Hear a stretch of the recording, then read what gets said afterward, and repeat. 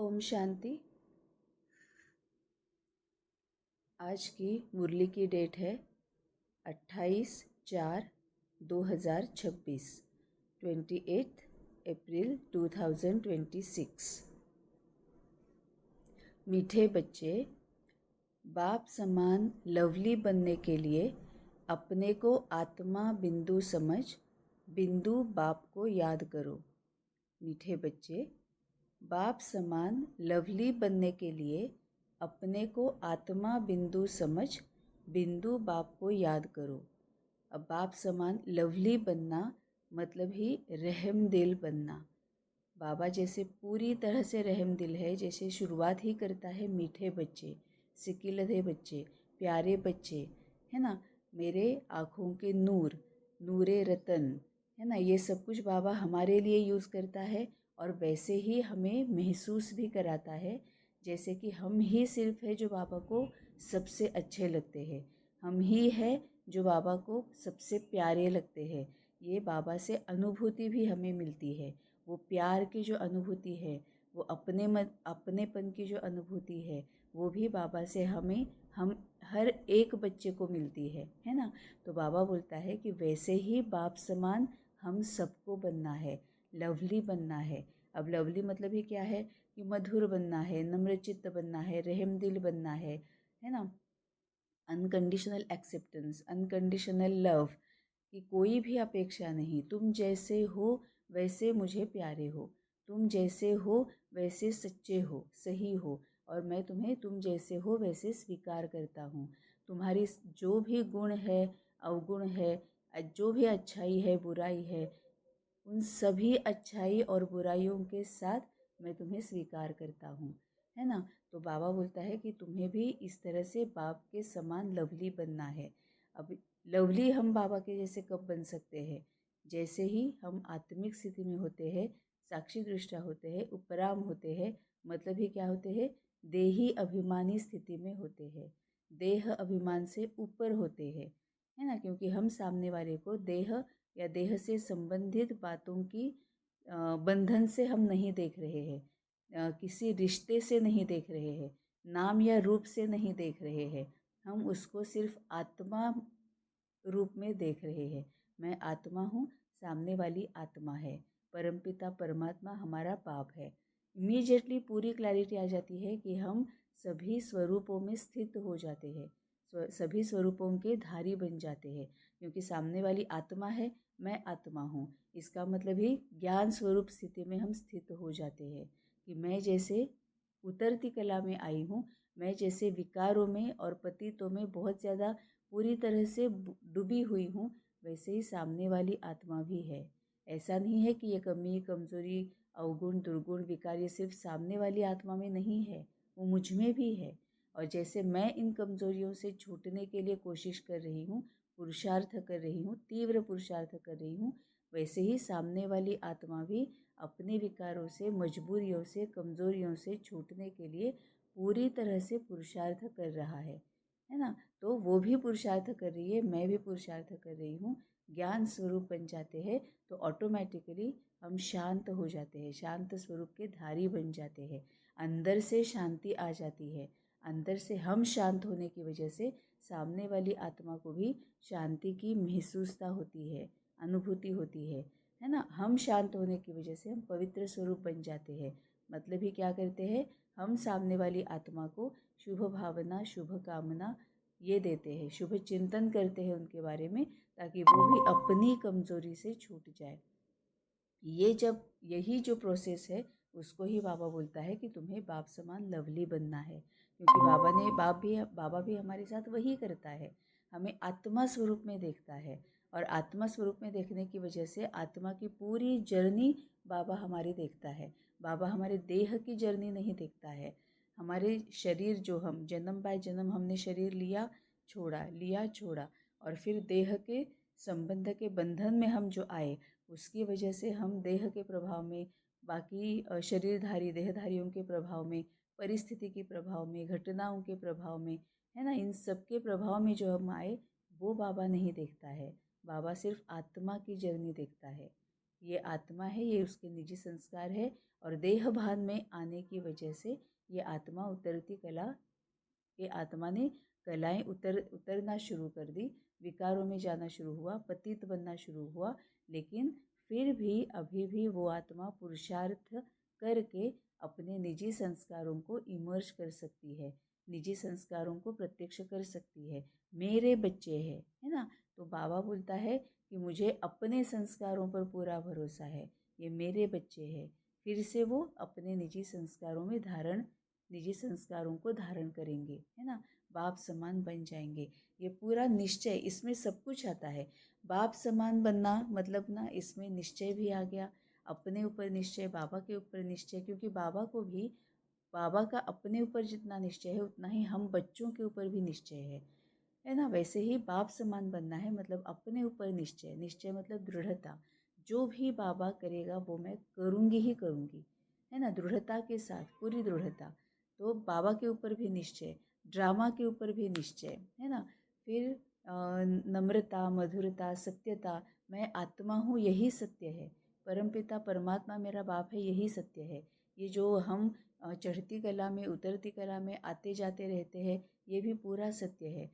सामने वाली आत्मा भी पुरुषार्थ कर रही है, ये भी पूरा सत्य है ना। तो सत्यता है, मधुरता है, नम्रता है, आत्मिक स्थिति में सभी आत्मा के गुण और सभी आत्मा की शक्तियाँ, ये जब हम यूज़ करते हैं तभी हम बाप समान लवली बनते हैं, है ना। तो मीठे बच्चे, बाप समान लवली बनने के लिए अपने को आत्मा बिंदु समझ बिंदु बाप को याद करो। बाबा ने उसके बाद वो लवली बनने की विधि क्या है वो भी बताई है। तो जो भी ये विधि फॉलो करेगा उसके लिए ये जो बाप समान बनना है वो और ज़्यादा आसान हो जाएगा। कि अपने को आत्मा समझ बिंदु बाप को याद करो। आत्मा समझना है मतलब ही सभी स्वरूपों के धारी बनना है। और इम्पॉर्टेंट बात यह है कि रोज़ की ज़िंदगी में उसको यूज़ करना है। जो भी आत्मा सामने आती है, चाहे वो फिज़िकली सामने आए या वो मन में सामने आए, जो भी आत्मा सामने आए उसको वो जैसी है वैसे एक्सेप्ट करना है।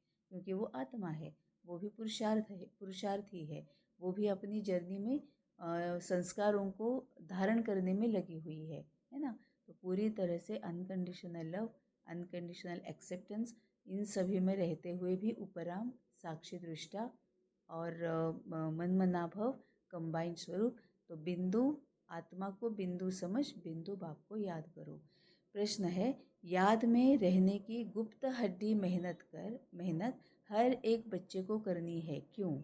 याद में रहने की गुप्त हड्डी मेहनत हर एक बच्चे को करनी है, क्यों? अब यहाँ पर बाबा कई बार सेवा के लिए भी हड्डी मेहनत बोलता है, हड्डी सेवा करनी है बोलता है। आज बाबा बोल रहा है कि याद में रहने की गुप्त हड्डी मेहनत हर एक बच्चे को करनी है, क्यों? उत्तर है, क्योंकि याद के बिगर आत्मा पाप आत्मा से पुण्य आत्मा नहीं बन सकती। जब गुप्त याद में रहे, देही अभिमानी बने, तब विकर्म विनाश हो। धर्मराज की सजाओं से बचने का साधन भी याद है। माया के तूफान याद में ही विघ्न डालते हैं, इसीलिए याद की गुप्त मेहनत करो, तभी लक्ष्मी नारायण जैसा लवली बन सकेंगे। याद में रहने की गुप्त हड्डी मेहनत हर एक बच्चे को करनी है, क्यों? क्योंकि याद के बिगर आत्मा पाप आत्मा से पुण्य आत्मा नहीं बन सकती। अब बाबा हमें जो कुछ भी हमारे ऊपर काम कर रहा है वो हमें पुण्य आत्मा बनाने के लिए, पावन बनाने के लिए, सतयुगी बनाने के लिए, सर्वगुण संपन्न बनाने के लिए, संपूर्ण निर्विकारी बनाने के लिए कर रहा है ना। 16 कला संपूर्ण बनाने के लिए बाबा हम पर मेहनत ले रहा है ना। तभी बाबा बोलता है कि तुम पाप आत्मा से पुण्य आत्मा अगर बनना है तो तुम्हें याद के बिगर तुम नहीं बन सकते। याद मतलब ही बाबा के साथ जुड़ना, मन मनाभव, बाबा के ध्यान में रहना, बाबा की स्मृति में रहना। अब ये कैसे होगा? सिर्फ बाबा बाबा बाबा बाबा करके होगा क्या? नहीं होगा। इसीलिए ऊपर जैसे बाबा ने बोला है वैसे नष्टो मोहा स्मृति स्वरूप, हर एक स्वरूप के धारी बनना है। जो बाबा ने 5 स्वरूप बताए हुए हैं ना, उसके धारी बनना है। अब जो ब्राह्मण स्वरूप है, ब्राह्मण स्वरूप मतलब क्या, देवता स्वरूप मतलब क्या, आदि स्वरूप मतलब क्या, है ना, अनादि स्वरूप मतलब क्या, ये फरिश्ता स्वरूप मतलब क्या, ये सभी स्वरूपों को अगर हम अच्छी तरह से जान लेंगे, समझ लेंगे और उसके धारी बन जाएंगे, उसको यूज़ करना है। ब्राह्मण स्वरूप मतलब क्या है? ब्राह्मण स्वरूप मतलब ये है कि पूरी तरह से ज्ञान से भरपूर। ब्राह्मण मतलब ज्ञान, ब्राह्मण मतलब ज्ञान के स्वरूप बनना, कि त्रिकालदर्शी, त्रिनेत्री, है ना, कि जो कुछ भी सामने दिख रहा है पूरी तरह से देही अभिमानी, आत्मा को देखना। क्योंकि ब्राह्मण ही है मतलब क्या, जो बाबा को अच्छी तरह से जानते हैं, पहचानते हैं। बाबा को जाना, पहचाना, मतलब हम ब्राह्मण बन गए। ये मनुष्यों ने बनाया हुआ ब्राह्मण नहीं है। ये मनुष्यों के जो बनाए हुए 4 वर्ण है ना, ब्राह्मण, क्षत्रिय, वैश्य और शूद्र, उस वो वाला ब्राह्मण नहीं है। वो वाला ब्राह्मण तो जन्म से बन जाता है। ये जन्म वाला ब्राह्मण नहीं है, ये अलौकिक जन्म वाला ब्राह्मण है। और ये बाबा को, जो आत्मा बाबा को पहचान गई, उसको बाबा ब्राह्मण बोलता है। तो ब्राह्मण मतलब पूरा ज्ञान स्वरूप, जो पास्ट प्रेजेंट फ्यूचर को जानता है, पूरे सृष्टि के चक्र को जानता है, पूरे ब्रह्मांड को जानता है कि ब्रह्मांड में किस तरह से क्या होता है ना। अब अगर ब्रह्मांड जब हम बोलते हैं, तो अगर हमें हमारे सामने वो तारे, ग्रह, नक्षत्र, आकाश, पृथ्वी, ये प्लैनेट, वो प्लैनेट, ये आ रहा है, तो वो हम हद में है, हम पूरी तरह से देहभान में है। ब्रह्मांड मतलब हर एक की अपनी अपनी दुनिया, है ना। बहुत एक फेमस ये है, पिंडी सो ब्रह्मांडी। हम सबको पता है पिंडी सो ब्रह्मांडी, इसका मतलब हर एक आत्मा की अपनी अपनी अलग दुनिया है। ब्रह्मांड मतलब दुनिया, बेहद की दुनिया। हर एक आत्मा की अपनी अपनी दुनिया है ना। क्योंकि जिस तरह से आत्मा का स्वभाव संस्कार होता है, उस तरह से आत्मा की दुनिया होती है, कि वो किस तरह से सामने वाले को देखता है, क्या सोचता है, क्या संकल्प करता है, उसके आधार पर उसकी अपनी अपनी किस्मत होती है ना। तो हर एक आत्मा की पिंडी सो ब्रह्मांडी। पिंडी मतलब क्या है? पिंडी मतलब जैसे ही हम गर्भ में तैयार होना शुरू हो जाते हैं, बिल्कुल पहला वाला छोटा सा जो पिंड जो होता है, एक डॉट जो होता है, एक सेल जो पहला होता है ना, तो उसमें जो कुछ भी गुण आते हैं, दुर्गुण आते हैं, जो कुछ भी हमारे संस्कार और विकार आते हैं, वही पिंडी है ना। पिंडी सो ब्रह्मांडी मतलब हमारे जो संस्कार है, हमारा देखने का जो नज़रिया है, हमारी जो वृत्ति है, दृष्टि है, उसके अकॉर्डिंग हमारी सृष्टि होती है। सृष्टि मतलब ही ब्रह्मांड, है ना, मतलब ही हमारे लिए हमारी अपनी दुनिया।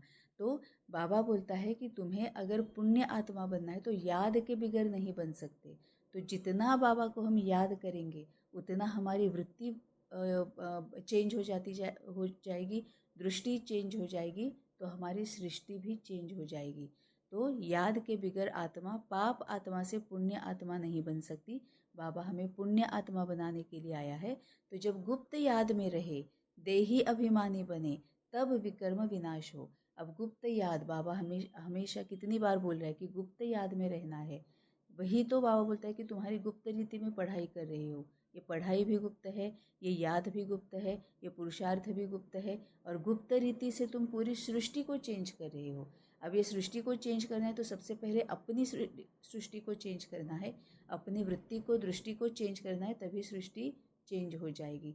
हम सतयुगी बनते हैं तो पूरी सृष्टि हमारे लिए स्वर्ग बन जाती है ना। लेकिन अभी हम विकारी है, इस वजह से पूरी सृष्टि हमारे लिए नरक है, क्योंकि हमें कांटे चुभते रहते हैं। जैसे हमारी वृत्ति दृष्टि बदलेगी, सृष्टि जो है स्वर्ग बन जाएगी, मतलब ही हमें कोई भी कांटा नहीं चुभेगा, ना कोई दुख, ना कोई दर्द, ना कोई असमाधानी, ना कोई अशांति, ना कोई भय, ना कोई चिंता, है ना। ये पूरी सृष्टि हमारे लिए स्वर्ग बन जाती है। तो गुप्त याद में रहे, देही अभिमानी बने, मतलब ही आत्मिक स्थिति में रहना है। मैं आत्मा हूँ, परमपिता परमात्मा मेरा बाप है, उसके साथ मुझे कनेक्ट रहना है, उससे मुझे जो वो वर्षा लेकर आया है ज्ञान और शक्तियों का, वो लेते रहना है, और अपने आप को भरपूर करके सामने वाले को भी उन ज्ञान से और शक्तियों से भरपूर करना है। ये है देही अभिमानी स्थिति, आत्मिक स्थिति, उपराम स्थिति, साक्षी दृष्टादि स्थिति। बाबा कई सारे वर्ड्स यूज़ करता है। तब विकर्म विनाश हो। अब ये विकर्म विनाश कैसे होगा? क्योंकि हम बाबा की याद में है, तो ज्ञान की पूरी क्लैरिटी है। तो पहले हम क्या करके आए हैं जिस वजह से हम अभी दुखी है, ये हमें कारण पता है, निवारण भी पता है। जो भी बाबा निवारण बोल रहा है वो हम कर रहे हैं। तो पीछे वाले जो विकर्म हम करके आए हैं वो खत्म हो रहे हैं, और ज्ञान स्वरूप में रहने की वजह से, आत्मिक स्थिति में रहने की वजह से, बाबा के साथ कंबाइंड स्वरूप में रहने की वजह से अब हम रोज़ की ज़िंदगी में हर क्षण, हर समय, हर संकल्प दैवी गुण, दैवी शक्ति, दैवी संस्कारों को ही यूज़ कर रहे हैं। हम अपने आप को पावन बना रहे हैं और दूसरों को भी पावन बनाने की सेवा कर रहे हैं। तो हम सबको दैवी गुण, दैवी शक्तियाँ, दैवी संस्कारों को ही सबके सामने रख रहे हैं, प्रत्यक्ष कर रहे हैं। तो हम अपना भविष्य सुखी, समाधानी, शांत बना रहे हैं, है ना। तो पहले का भी खत्म हो रहा है और दूसरा भी हम भविष्य हमारा सिक्योर बना रहे हैं, सुंदर बना रहे हैं। तभी विकर्म विनाश हो। धर्मराज की सजाओं से बचने का साधन भी याद है। धर्मराज की सजा मतलब क्या है? जो हम पहले विकर्म करके आए हैं, उनकी जो भी सज़ा है वो दुख, दर्द, चिंता, भय, अशांति इसके रूप में आती है ना, तो वो सामने आएगी। अब उससे बचने की सज़ा मतलब बच सकते हैं क्या? उससे बच तो कोई भी नहीं सकता। लॉ ऑफ कर्मा है, सबके लिए सेम है। जो हम करके आए हैं उसका परिणाम सामने आएगा भी, और वो उसको हमें फेस करना भी है। लेकिन बचना मतलब क्या है? सूली से कांटा बनना, कांटे से राई बनना, राई से रुई बनना, है ना। क्योंकि जो भी वो सामने आएगा परिणाम, अगर बाबा हमारे साथ है तो वो सूली जैसा कि मतलब बस मरने जैसी, अगर जो बाबा बोलता है कि तिल तिल मरते रहते हो, तो इतनी बड़ी जो एक भोगना होती है वो हमारी सूली से कांटा कांटा चुभने जैसी कम हो गई। क्यों? क्योंकि हम बाबा के साथ है, बाबा की याद में है। तो क्या हुआ? पूरी शक्तियाँ हमारी यूज हो रही है, हम बेहद में है, हम शक्तियों को यूज कर रहे हैं। स्वीकार करना, समा लेना, सहयोग देना, है ना, इन सभी शक्तियों को हम यूज़ कर रहे हैं। प्रेम की शक्ति को यूज़ कर रहे हैं, ज्ञान की शक्ति को यूज़ कर रहे हैं, है ना। जब क्लैरिटी आ जाती है, पूरी तरह से ज्ञान आ जाता है, तो दुख, दर्द, भय, चिंता जो है वो ख़त्म हो जाता है। दी बेस्ट एग्जाम्पल मृत्यु। मृत्यु का भय अब हमें है क्या? बिल्कुल भी नहीं है। मृत्यु अब हम उसके बारे में पूरी तरह से जान चुके हैं, तो अब वो भय नहीं है, वो दुख दर्द नहीं होता है। अगर किसी का मृत्यु हो भी जाता है तो हम उसमें से भी अपने आप को बाहर, मतलब सूली से कांटा, कांटे से राई, इतना राई जैसा ही चुभता है। और राई से भी अब बाबा हमें रुई के लिए बोल रहा है, क्योंकि बाबा बोलता है ये तोहफे, तो तूफान जो है वही तोहफे लेकर आएगी। जैसे जैसे तुम्हारे सामने आत्मा, घटना, परिस्थिति एडवर्स रूप में आएंगे, है ना, वैसे वैसे तुम्हारी शक्तियाँ तुम बढ़ाओगे। तो सूली से कांटा, कांटे से रुई, रुई से राई, कांटे से राई, राई से रुई बन जाती है। मतलब ही धर्मराज की सज़ाओं से हम बच जाते हैं। मतलब ही वो हमें दुख दर्द नहीं देते हैं, कांटे नहीं चुभते हैं, उसमें से भी हम तोहफे ढूंढते हैं, मतलब ही अपनी शक्तियाँ बढ़ाते हैं। तो माया के तूफान याद में ही विघ्न डालते हैं, इसीलिए याद की गुप्त मेहनत करो, तभी लक्ष्मी नारायण जैसा लवली बन सकेंगे। अब माया मतलब क्या है? देह अभिमान। हम देह अभिमान में आते हैं, देह और देह से संबंधित बंधनों के बंधन में अपने आप को बांध देते हैं, तभी वो ही याद में विघ्न डालते हैं। क्योंकि हम अपने प्रकृति, मतलब अपने शरीर के प्रभाव में आ जाते हैं, या किसी आत्मा के प्रभाव में आ जाते हैं, देहधारी के प्रभाव में आ जाते हैं, है ना। और इसमें अच्छा भी और बुरा भी, दोनों भी है। जैसे एक मुरली में बाबा ने बोला था कि सिर्फ विघ्न मतलब सिर्फ दूसरों के दुर्गुणों के, विकारों के प्रभाव में आना भी नहीं है, विशेषताओं के प्रभाव में भी हम आ जाते हैं। और विशेषता के प्रभाव में अगर हम आ जाते हैं तो स्नेह के बंधन में बंध जाते हैं, है ना। तो फिर हमें देहधारी के ऊपर ही पूरा फोकस रहता है, बाबा को हम भूल जाते हैं, है ना। हमें क्या लगता है ये देहधारी है, वो ज्ञान दे रहा है, देहधारी है वो समझा रहा है, देहधारी है वही हमारी हेल्प कर रहा है ना। तो वो भी किसी की विशेषता के संबंध के, विशेषता के बंधन में हम अपने आप को बांध देते हैं, है ना। ये हम भूल जाते हैं कि ये सामने जो देहधारी है, जो हमें बता रहा है, समझा रहा है, हमारे लिए कारण और निवारण एक्सप्लेन कर रहा है, वो बाबा निमित्त बनाकर उससे करवा रहे हैं, है ना। क्योंकि हमने बाबा को याद किया था, हमने बाबा को पूछा था, और जब बाबा से जो भी आंसर आ रहा है वो रिसीव हम नहीं कर पा रहे हैं, क्योंकि अभी हमारी वो कैपेसिटी नहीं है। इस वजह से बाबा ने किसी और के पास जाने के लिए बोला, इसीलिए हम इस देहधारी के पास आए हैं। और ये देहधारी जो है वो बाबा ने उसको निमित्त बनाकर बाबा हमें वो पूरी तरह से क्लैरिटी दे रहा है ना। तो ये दोनों पॉजिटिव भी निगेटिव भी है कि सिर्फ हम विकारों के प्रभाव में नहीं आते हैं, हम विशेषताओं के प्रभाव में आकर भी वो जो स्नेह का जो बंधन है उसमें भी हम अपने आप को बांध देते हैं और देहधारी को ही हम सब कुछ समझ बैठते हैं। सबसे बड़ा संस्कार जो है ना, हमें यहाँ पर ही काम करना है कि किसी के भी प्रभाव में नहीं आना, क्योंकि किसी ना किसी के प्रभाव में आने की वजह से हम इतनी उतरती कला में आए हैं, हम इतने पतित बने हैं, क्योंकि और किसी के प्रभाव में आने की वजह से हमने अपनी बुद्धि को यूज़ करना बंद हम कर देते हैं, है ना। जैसे ही जन्म से ही नाम रूप के प्रभाव में आना शुरू ही हो जाता है ना। जो भी हमें पाल रहे हैं, हमें पालना दे रहे हैं, उनके रूप से और नाम से, है ना। जैसे ही पहले माँ होती है, फॉर एग्जाम्पल, पालने वाले तो कोई भी हो सकते हैं, तो माँ अगर है तो उसके रूप से अगर हम पहले उसको पहचानने लगते हैं, उसके रूप के बंधन में हम अपने आप को बांध देते हैं। फिर नाम से, माँ है, बाप है, या फिर दीदी, दादा, भाई, बहन, है ना, दादी, नानी, दादा, नाना, फिर फ्रेंड्स आ जाते हैं, अदर रिलेटिव्स आ जाते हैं, है ना। इस तरह से हम नाम और रूप के बंधन में फंसना शुरू हो जाते हैं। तो सबसे जो संगम युग पर बाबा बोलता है कि यहाँ पर ही तुम्हें काम करना है, वही आगे जाके तुम्हारे काम आएगा, वही अगले कल्प में काम आएगा। तो यही संस्कार सबसे बड़ा संस्कार है कि सिर्फ अपने पर निश्चय, पूरा निश्चय, क्योंकि अगले कल्प में बाबा की याद हमें नहीं होगी, है ना। तो अपने आप पर पूरा निश्चय और अपनी बुद्धि पर पूरा निश्चय, संस्कारों पर पूरा निश्चय, संस्कारों को ही यूज़ करना है, शक्तियों को यूज़ करना है, गुणों को यूज़ करना है, दैवी गुण, उनके ऊपर पूरा भरोसा, उनके ऊपर पूरा निश्चय, ये संस्कार हमें अपने अंदर कूट कूट के भरना है। तो माया के तूफान याद में ही विघ्न डालते हैं, इसीलिए याद की गुप्त मेहनत करो, तभी लक्ष्मी नारायण जैसा लवली बन सकेंगे। लक्ष्मी नारायण पालना देते हैं, है ना। पालना देते हैं मतलब भी क्या है, जो भी सामने जैसा भी है उसका वो स्वीकार करते हैं, उसके सभी गुणों को, दुर्गुणों को समा लेते हैं, उसको पूरी तरह से सहयोग देते हैं ताकि वो भी अपने दुख से, दुर्गुणों से बचे, है ना, अपनी कमी कमजोरियों को निकाले। तो लक्ष्मी नारायण मतलब वो भी पालना देने वाले हैं। तो वैसे ही हमें भी पालना देनी है, क्योंकि बाबा हमें पालना दे रहा है। बाप समान बनना है तो पालना अच्छी तरह से देनी है।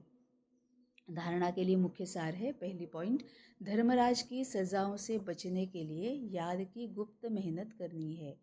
पावन बनने का उपाय है अपने को आत्मा बिंदी समझ बिंदु बाप को याद करना। जैसे ऊपर बाबा ने महावाक्य प्रश्न उत्तर में बताया हुआ है कि धर्मराज की सजा मतलब क्या है, ये बाहर से कोई आता है का नहीं, हमें पता होता है कि हम क्या क्या गलतियां करके आए हैं, है ना, और वैसे उसके परिणाम हमारे सामने आ जाते हैं।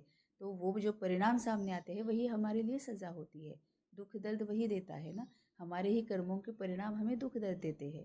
तो धर्मराज की सज़ाओं से बचने के लिए याद की गुप्त मेहनत करनी है, मतलब हर क्षण, हर समय, हर संकल्प बाबा को पूछ कर ही उठाना है। अगर कोई भी दुख होता है, छोटा हो या बहुत बड़ा हो, गुस्सा आता है छोटा सा या क्रोध भी, नफरत भी, घृणा भी, या बहुत खुशी होती है या कम खुशी होती है, या भय, चिंता जो है, भय जो होता है उसमें सबसे पहले बाबा की ही याद आनी है। सबसे पहले मुंह से बाबा निकलेगा या दिमाग में बाबा, है ना, याद पहले बाबा की आनी है, याद मन में आती है, बाद में मुंह से बाबा निकले, जो भी है वो बाबा निकलता है। तो अपने आप को चेक करना है कि मुझे अगर बहुत डर लगता है तो किसका नाम मुंह से आता है ना, कि मुझे अगर बहुत खुशी होती है, सुख होता है तो किसका नाम पहले मुंह से आता है, पहले याद किसकी आती है। डरने के बाद भी मम्मा करके चिल्लाती हूँ, या युगल का नाम लेती हूँ, बच्चों का नाम लेती हूँ, या बाबा का नाम लेती हूँ, है ना। या फिर दुख होता है तब भी पहले किसकी याद आती है, ये चेक करना है। और दुख में, दर्द में, सुख में, मान सम्मान में, खुशी में, डर में बाबा की ही याद सबसे पहले आनी चाहिए। तो धर्मराज की सजाओं से बचने के लिए याद की गुप्त मेहनत करनी है। पावन बनने का उपाय है अपने को आत्मा बिंदी समझ, आत्मा मतलब 5 स्वरूप हमारे हो जाते हैं, ब्राह्मण स्वरूप, ज्ञान स्वरूप है, पवित्र स्वरूप, ये सब कुछ हमारे 5 स्वरूप के धारी हम बन जाते हैं। तो अपने को आत्मा बिंदी समझ बिंदु बाप को याद करना है। दूसरी पॉइंट है, ज्ञान में अपने आप को मियाँ मिट्ठू नहीं समझना है। एक रस अवस्था बनाने का अभ्यास करना है। बाप का जो फरमान है उसे पालन करना है। ज्ञान में अपने आप को मियाँ मिट्ठू नहीं समझना है। इसका मतलब बुद्धि तक तो ज्ञान है, थ्योरेटिकल तो सब कुछ पता है कि बाबा ने क्या करने के लिए बोला है, क्या नहीं करने के लिए बोला है, ये सब कुछ पता होता है, लेकिन वो प्रैक्टिकल में नहीं आता है, यूज़ नहीं होता है, उसका उपयोग हम नहीं करते हैं, है ना। मतलब जैसे बाबा बोलता है कि आत्मा तक वो ज्ञान नहीं जाता है। जब वो ज्ञान आत्मा में जाएगा ना, तब हम धारी बन जाते हैं, हम उसको धारण करते हैं, हम उसका स्वरूप बन जाते हैं। तो ज्ञान में अपने आप को मियाँ मिट्ठू नहीं समझना है। मतलब सिर्फ हम सोचने, मनन चिंतन भी बहुत अच्छा होता है, तभी तो मुंह से निकलता है ना। मनन चिंतन भी बहुत अच्छा होता है, लेकिन वो प्रैक्टिकल में यूज़ नहीं होता है।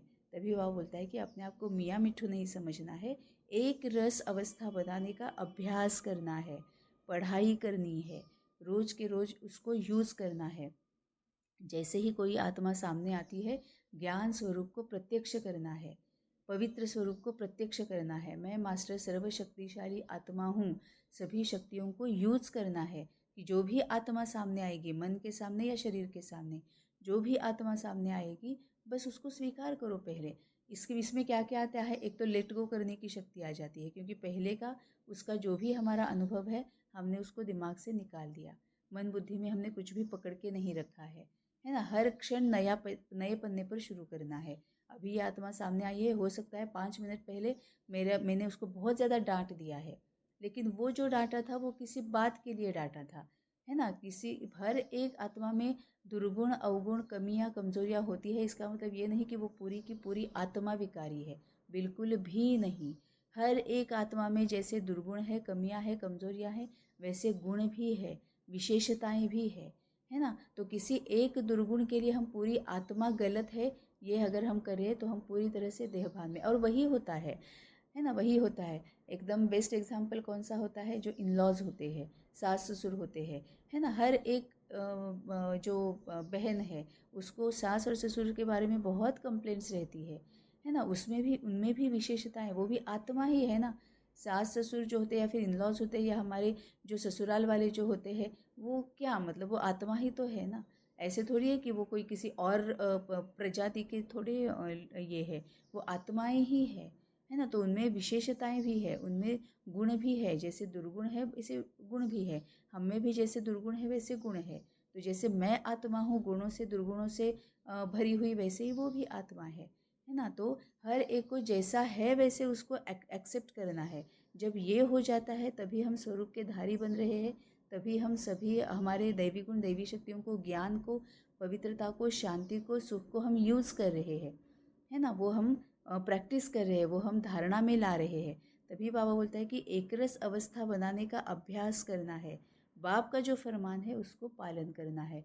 मतलब अपने आप पर पूरा निश्चय, बाबा ने बोला हाँ जी बाबा, हाँ जी बाबा, जैसा तुम बोलो, है ना। नहीं तो क्या होता यह है कि हम बाबा को पूछते तो है कि बाबा मुझे करना क्या है, लेकिन फॉलो करते हैं अपनी ही मत को, उसका कोई फ़ायदा नहीं होगा। इसका मतलब ये है कि बुद्धि तक ज्ञान है, मतलब मियाँ मिट्ठू बने हैं, लेकिन एकरस स्थिति नहीं है। अगर हमने बाबा को पूछा है, जो कि पूछना ही है, तो बाबा ने जो बताया है वही करना है। भले उस वक्त हमें कितना भी लगे कि ऐसा मैं कैसे कर सकती हूँ, इनको क्या लगेगा, मेरी हिम्मत नहीं है, नहीं। अपने आप पर निश्चय रखना है कि बाबा ने बोला है ना, इसका मतलब मैं कर सकती हूँ, मैंने करना ही है।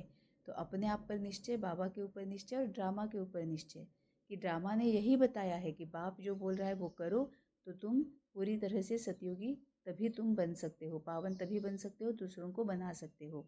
तो बाप का जो फरमान है उसको पालन करना है। वरदान है, हर कर्म करते हुए कमल आसन पर विराजमान रहने वाले सहज व निरंतर योगी भव।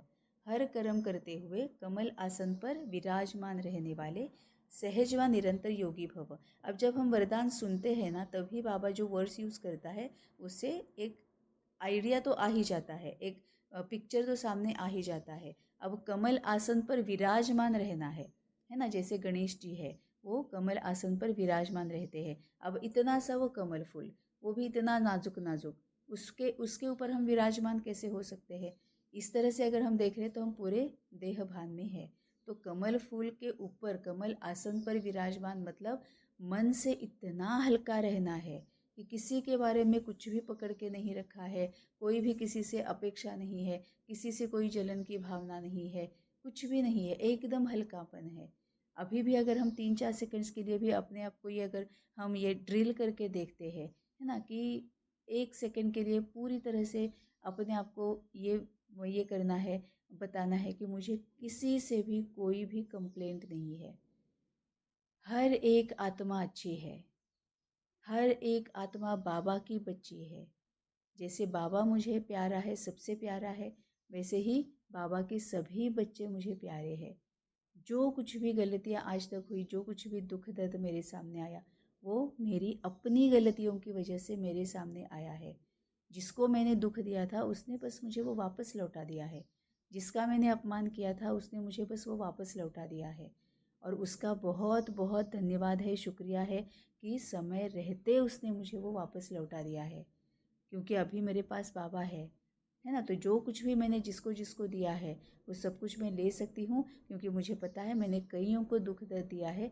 बाबा के रहते अगर वो मुझे वापस देते हैं तो बाबा के साथ होने की वजह से, बाप और दादा डबल इंजन मेरे साथ होने की वजह से मैं उसको ले सकती हूँ, मैं उसको अपना सकती हूँ, है ना, मैं उसको एक्सेप्ट कर सकती हूँ। तो उनका शुक्रिया है, धन्यवाद है कि उन्होंने समय रहते बाबा के साथ मैं हूँ, तब तक उन्होंने मुझे वो वापस लौटा दिया।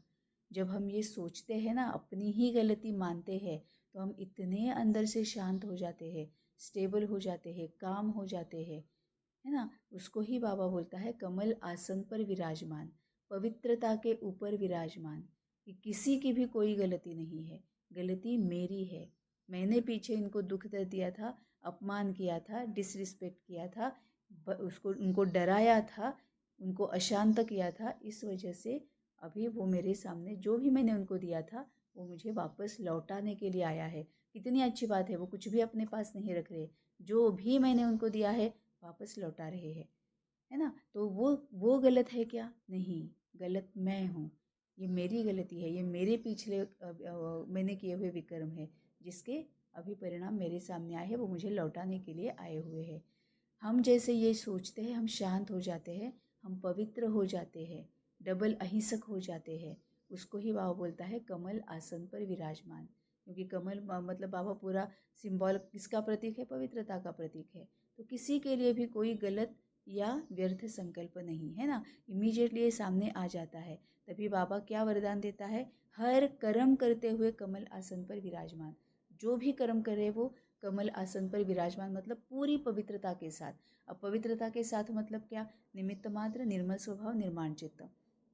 जो भी हम कर्म कर रहे हैं उसका परिणाम क्या होगा, कब होगा, कैसा होगा, होगा कि नहीं होगा, कोई अपेक्षा नहीं। जो कर्म कर रहे हैं उससे भी कोई अपेक्षा नहीं, है ना। कर्मण्येवाधिकारस्ते माँ फलेषु कदाचन, कि कोई भी कर्म कर रहे हो तो उसके फल की कोई अपेक्षा ही मत रखो, है ना। क्या इसका मतलब गैर जिम्मेवार बनना है? नहीं, कोई ना कोई ध्येय तो है, तो वो बैलेंस होना चाहिए, है ना। बाबा हमेशा बैलेंस की बात करता है। तो कमल आसन पर विराजमान रहने वाले निरंतर योगी भव। निरंतर योग युक्त रहने के लिए कमल पुष्प के आसन पर सदा विराजमान रहो। लेकिन कमल आसन पर वही स्थित रह सकते हैं जो लाइट है, जो लाइट है, वो जो हल्के है, किसी भी प्रकार का बोझ अर्थात बंधन ना हो। मन के संकल्पों का बोझ, संस्कारों का बोझ, दुनिया के विनाशी चीज़ों की आकर्षणों का बोझ, लौकिक संबंधियों की ममता का बोझ, जब यह सब बोझ खत्म हो तब कमल आसन पर विराजमान निरंतर योगी बन सकेंगे। बाबा ने पूरी तरह से क्लियर कर दिया है कि मन के संकल्पों का बोझ भी बाबा बोल रहा है कि मन और बुद्धि तो हमने बाबा को सरेंडर कर दिए, फिर हम क्यों सोच रहे हैं, है ना। ये सोचना जो है वो भी बाबा बोलता है कि तुम ये भी बोझ मत लो, मेरे ऊपर सोचने का काम छोड़ दो। सिर्फ तुम्हें एक ही तुम्हारी जिम्मेवारी है कि बाबा को पूछ कर करना है, बाबा को पूछना है, अच्छी तरह से समझना है और फिर लग जाना है काम पे, है ना। तो संकल्पों का बोझ से भी परे संस्कारों का बोझ, दुनिया के विनाशी चीज़ों की आकर्षण का बोझ और लौकिक संबंधियों की ममता का बोझ, मैं और मेरा, उसमें से हम बाहर निकल रहे हैं, है ना। सभी बाबा के बच्चे मेरे अपने हैं। तो बाबा बोलता है जब यह सभी बोझ खत्म हो तब कमल आसन पर विराजमान निरंतर योगी बन सकेंगे। तो योग युक्त रहने के लिए बाबा बोलता है कि पूरी तरह से लाइट बनना है। अब लाइट मतलब जिम्मेवारियों के बोझ से भी पूरे हल्के, कोई बोझ नहीं है। और लाइट मतलब आत्मिक स्थिति, प्रकाश, पूरी तरह से आत्मिक स्थिति में। स्लोगन है, सहनशीलता का गुण धारण कर लो तो असत्यता का सहारा नहीं लेना पड़ेगा। सहनशीलता का गुण धारण कर लो तो असत्यता का सहारा नहीं लेना पड़ेगा। अब सहनशीलता मतलब क्या है? सामने वाले को जैसे है वैसा एक्सेप्ट करना है, स्वीकार करना है ना, सह लेना है। सह लेना है मतलब मन में भी कोई कमजोरी फैलानी नहीं है, कोई भी दुख दर्द को फील नहीं करना है, मतलब सहन शक्ति बढ़ानी है, मतलब ये आत्मिक स्थिति में रहना है। आत्मिक स्थिति में रहना है। अब असत्यता का सहारा नहीं लेना पड़ेगा मतलब क्या है कि जो विनाशी है वो असत्य है ना, कि पहले जो भी हमने विकर्म किए हैं वो विनाशी है। कभी ना कभी तो हम विकर्मों से छूटने ही वाले हैं, चाहे योग से चाहे भोग से, है ना। अगर योग से छूटेंगे तो भोगनाएं कम भोगनी पड़ेंगी, नहीं तो भोग से योग से छूटेंगे, भोगना से छूटेंगे तो बहुत ज़्यादा दुख दर्द को सहना पड़ेगा। तो सत्यता क्या है कि मैं आत्मा हूँ, परमपिता परमात्मा मेरा बाप है। परमपिता परमात्मा के साथ जुड़ी रहूँगी तो मैं पूरी तरह से बाबा के जैसे बन सकूँगी। ये जो प्रेम है, ये जो शांति है, जो शक्ति है, जो पवित्रता, जो सुख जो है, आनंद जो है, वो मेरे अपने निजी संस्कार है। यही सत्य है। कोई भी मुझे ना प्रेम दे सकता है, कोई भी मुझे पवित्रता दे सकता है, कोई भी मुझे सुख नहीं दे सकता है। ये मेरे निजी संस्कार है। मुझे अपने आप को ये प्रत्यक्ष करने हैं। जब मैं वो अपने संस्कारों को दूसरों को दूंगी तभी मुझसे वो मिलेंगे, है ना। अदरवाइज़ कोई मुझे सामने से आके प्यार नहीं करने वाला। जब मैं उसको प्यार पहले करूँगी तभी वो मुझे प्यार करेगा। जब मैं रहम दिल बनूँगी तभी वो मुझे प्यार करेगा। जब मैं मधुरता नम्रता से बात करूँगी तभी वो मुझे प्यार करेगा। तो ये सब कुछ मेरे अपने संस्कार है, मुझे इनको पहले यूज़ करना है, यही सत्य है। तो जो भी सहनशीलता का गुण धारण करेगा उसको असत्यता का सहारा नहीं लेना पड़ेगा। अव्यक्त इशारे, किसके संस्कार सरल मधुर होते हैं तो वह संस्कार स्वरूप में आते हैं। जब संस्कार बाप दादा के समान बन जाएंगे तो बाप दादा के स्वरूप सभी को देखने में आएंगे। जैसे बाप दादा वैसे हूबहू वही गुण, वही कर्तव्य, वही बोल, वही संकल्प अनुभव होंगे। सभी के मुख से निकलेगा, यह तो वही लगते हैं, है ना। मतलब बाबा बोल रहे हैं कि बाप समान बनना है, मतलब क्या है कि जिसके संस्कार सरल और मधुर होते हैं तो वह संस्कार स्वरूप में आते हैं। जो भी हमारे संस्कार है वही प्रत्यक्ष होते हैं। स्वरूप में आना मतलब प्रत्यक्ष होना, है ना। अभी तक हमारा क्या था, जैसे को तैसा, टिट फॉर टैट। तुम अपना अपमान करोगे मैं भी अपमान करूँगी, तुम मान सम्मान दोगे मैं भी मान सम्मान दूंगी, तुम अगर मुझे इग्नोर करोगे मैं भी इग्नोर करूँगी, है ना। तुम जो बोलोगे वही मैं बोलूँगी। लेकिन बाबा बोलता है कि अब जिनके जो, तो जैसे हम सोचते थे, जैसे हमारे संस्कार होते थे, जैसे हमारी वृत्ति और दृष्टि होती थी वैसे ही सृष्टि होती थी। तो बाबा बोलता है कि जिनके संस्कार सरल है और मधुर है वो संस्कार स्वरूप में आते ही है। जब संस्कार बाप दादा के समान बन जाएंगे तो बाप दादा के स्वरूप सभी को देखने में आएंगे। इसका मतलब बाबा बोल रहा है कि तुम्हें बाबा को प्रत्यक्ष करना है, अपने आप को भी कहीं पर भी सामने नहीं रखना है। देहधारी को अपने नाम को, मान को, शान को, इसके पीछे नहीं भागना है, बाबा को ही प्रत्यक्ष करना है। जो कुछ भी हो रहा है वो बाबा करा रहा है, करावनहार बाबा है, हमसे करा रहा है, हम निमित्त मात्र है। जब हम निर्मल स्वभाव अनिर्माण चित्त बनेंगे तभी हमको निमित्त मात्र समझा जाएगा, है ना। तो अपने आप को निमित्त मात्र समझना है। और जैसे बाप दादा वैसे हूबहू वही गुण, वही कर्तव्य, वही बोल, वही संकल्प अनुभव होंगे। अब आज का होमवर्क लेते हैं कि हम कितना बाबा को प्रत्यक्ष कर रहे हैं, कितने बाबा के गुणों को हम स्वरूप में ला रहे हैं, है ना। कौन से बोल, कौन से सोच हम बाबा को कितना स्वरूप में ला रहे हैं। ओम शांति।